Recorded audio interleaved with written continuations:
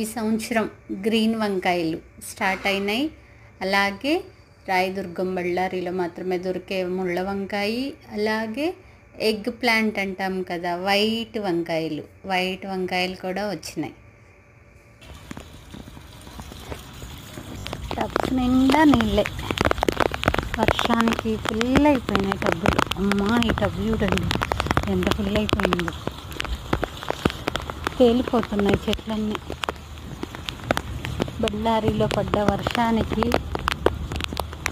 టబ్బుల నిండా నీళ్ళు.